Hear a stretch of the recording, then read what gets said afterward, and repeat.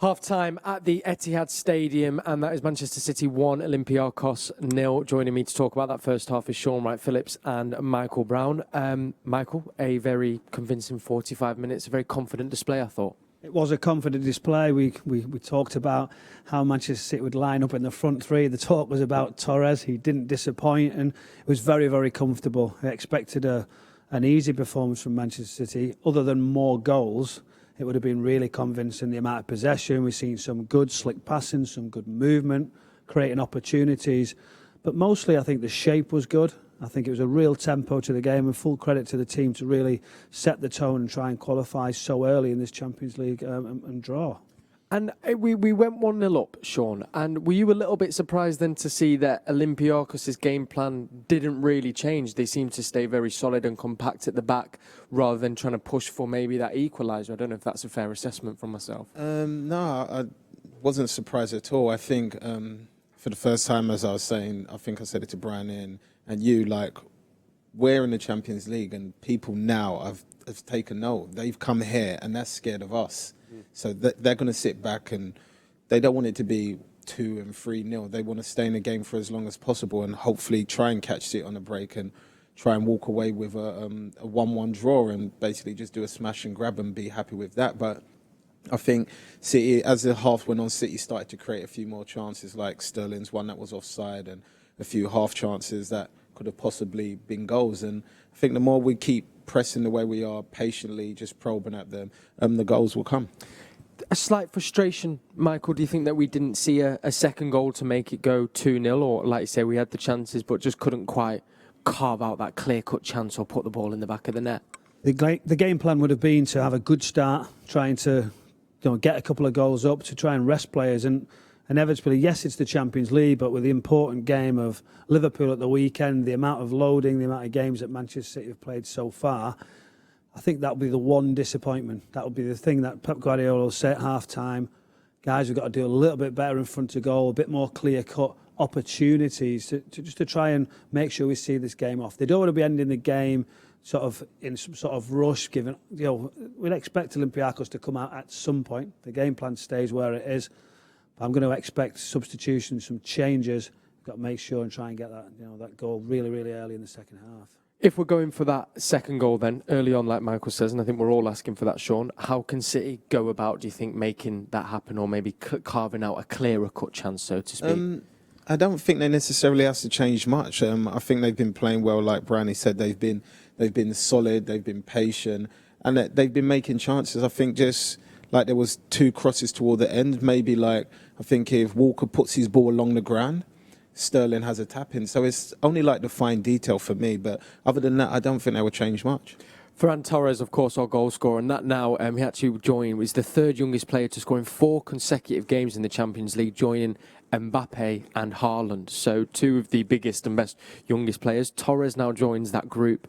A very assured performance and took his finish quite well, although you were saying if we're being perfectionist, Michael, there's probably a little bit of tweaking he might be looking to do or improve on possibly. Well, you've just put him in the company you've put him in. Now we're going to start judging him in that type of company. And ultimately, when you play for Manchester City, score goals in the Champions League, that's what's going to happen. And we talked about when we've seen the goals, a natural number 9, which he's still learning that role. He's doing excellent, by the way. He has a second touch after a good first touch, and we were just sort of questioning, would an Aguero take the second touch? Would he just take the first touch and punch the ball across the goalkeeper? It actually goes through the legs of the goalkeeper. But so I just say that composure, that sort of calmness in front of goal. I think 43 appearances last season and he only got 6 goals. So it tells you his return so far. That'll give him huge confidence coming to a new football club. Absolutely. And you were saying as well, Shaun, quite interesting, because and we'll be able to, at full time, if you keep your eye on City's website, we go into the goals. But where that ball, he did the 1-2 of De Bruyne, it was interesting, you both saying that what you want to do in that position is, first touch, almost take it across the keeper. Am I right? Is that right? I've got that right?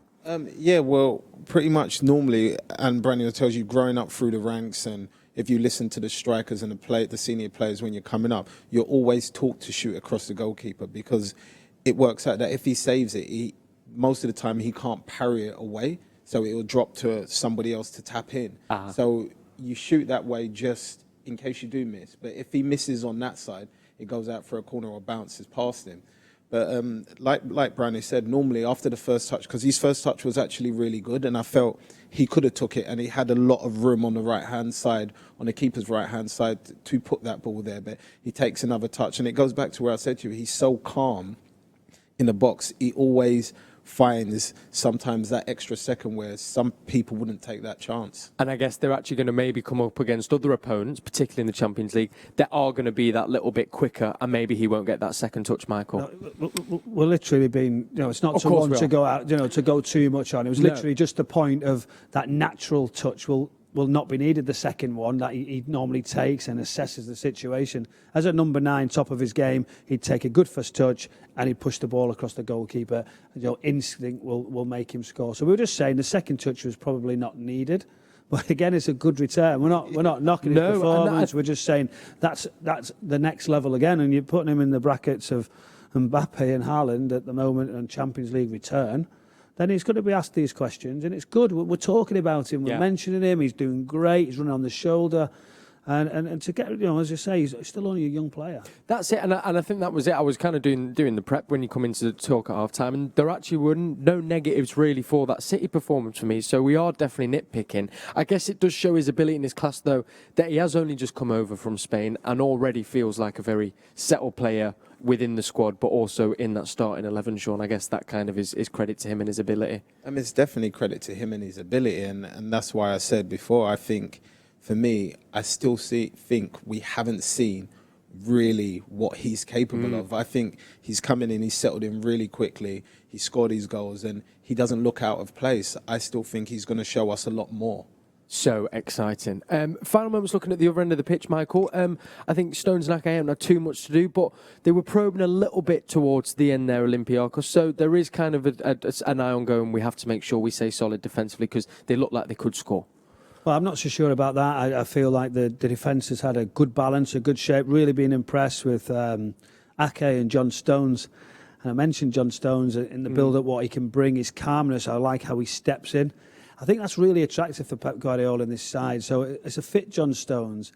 He's going to give the manager, food for thought. We know what Nathan Ake is about. Is it going to be that left area, left back role? Does he, if it change to a 3? Does he, does he get a left centre back position? But with John Stones, we've seen how he develops in this team. So it'll give him confidence. We know he likes to step through. He's really attractive when he steps through and sets it up, sets the ball moving. But again, awareness, 1-0, very, very dangerous. And it's about concentration now. When you haven't played so much in the weeks previous, you've got to be really on your game. Is that then what's being said at half time then, Sean, as well? Kind of keeping concentration, keep doing what we're doing, and the next goal will hopefully come.